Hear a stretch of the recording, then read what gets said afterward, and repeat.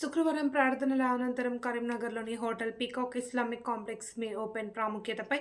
నిర్వహించిన అవగాహన కార్యక్రమంలో సియాత్ హైదరాబాద్ న్యూస్ ఎడిటర్ అమీర్ ఖాళీఖాన్ మాట్లాడుతూ రానున్న పార్లమెంట్ ఎన్నికల్లో ముస్లింలు తమ రాజకీయ అవగాహన విఘ్నత ప్రదర్శించాలి అని కోరారు. దేశం నుండి మతోన్మాద ఫ్యాసిస్టు శక్తులను తరిమికొట్టేందుకు ఐక్యంగా ఓటు వేయాలి అని, ఈ కుట్రలను ముస్లింలు అర్థం చేసుకోలేకపోతున్నారని అన్నారు. మతతత్వ శక్తులు సిఏఏ, ఎన్ఆర్సీ, ఎన్పిఆర్లను తీసుకువచ్చి వారి హక్కులను హరించివేసేందుకు ప్రయత్నిస్తున్నారని, మరోవైపు దేశ రాజ్యాంగాన్ని మార్చేస్తున్నారని, తిరస్కరిస్తున్నారని అమీర్ అలీ ఖాన్ అన్నారు. రిజర్వేషన్ల వల్ల దళితులకు కూడా నష్టం వాటిల్లుతుందని, ఈరోజు మనం ఐక్యంగా ఓటు వేయాల్సిన అవసరం ఉందని తెలిపారు. अमल से फिर उसका नतीजा निकलता है, तो अमल करने का काम, एक काम तो आप कर दिए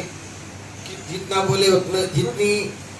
मैं आपका शुक्रिया अदा करूं वो कम है, लेकिन आपने जो काम किया है शायद वही काम होना चाहिए था कि पूरी रियासत में यकीनन मैं समझता हूँ कि उलमा, मुअज़्ज़िज़ीन, इमाम हजरात, जो मदरसे के ज़िम्मेदार हजरात हैं, यकीनन समाज के जो ज़िम्मेदार हजरात हैं, उन्होंने इस मर्तबा, मैं समझता हूँ कि ये पहली बार है आज़ादी के बाद से कि हर कोई अपनी जिम्मेदारी समझकर लोगों को इस बात के लिए तरगीब दिया है कि वो आप कम से कम निकल के वोट दो. ये बात आई है और ये बात अल्हम्दुलिल्लाह इस बार तो दिखने को मिला. पूरी दुनिया के अब तक के जो रुझानात आए हैं, जो 3 फेजेस हुए हैं, उसमें अल्हम्दुलिल्लाह मैं समझता हूँ कि काफ़ी हद तक एक उम्मीद जागी है कि अगर और 2 फेजेस, मतलब 13 को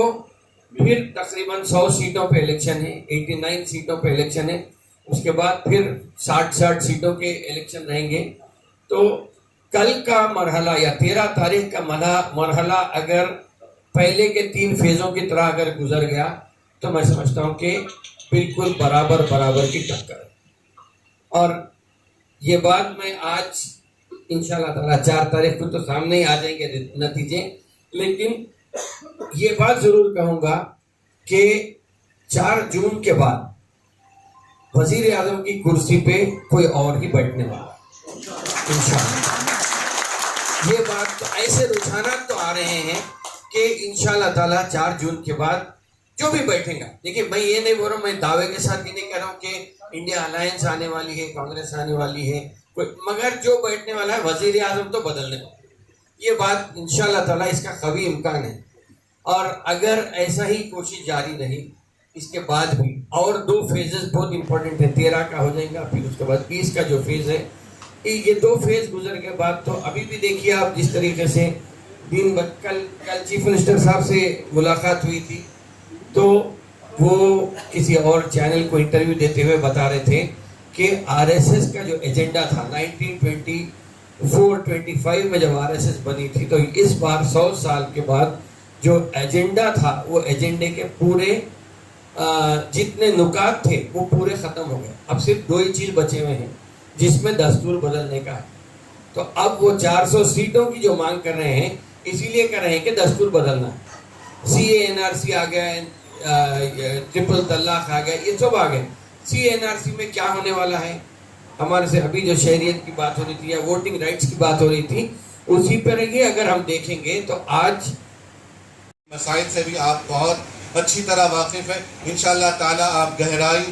भी आपसे समात कर सकते हैं. लिहाजा वही कहा कि है कि किसान जिसके 5 लड़के और जो आपस में एक दूसरे से झगड़ा कर अपनी जगह रहने लगे, और जो वो किसान को उसको तकलीफ का बाइस बना, तो उसने सोचा कैसे इनको समझाऊं. लेकिन जब वो सोच कर फिक्र में आकर अपने बच्चों को मुत्तहिद नहीं कर पाया, वो बीमार पड़ गया, तो जब सब बच्चे उसकी खिदमत के लिए आए तो उसके अंदर एक तरकीब सोची. क्या तरकीब थी वो, कि उसने अपने बच्चों को हुक्म दिया कि सब आते आते अपने साथ 2-2 लकड़ी लेकर आए. तो लिहाजा सब बच्चे बाप के हुक्म के मुताबिक 2-2 लकड़ी लेकर आए. और फिर जब सब बच्चे 2-2 लकड़ी लेकर आए, तो फिर बाप ने पहले हुक्म दिया सब बच्चों को 1-1 लकड़ी को तोड़ डालो. सब ने फौरी का फौरी 1-1 लकड़ी को तोड़ डाला. फिर उसके बाद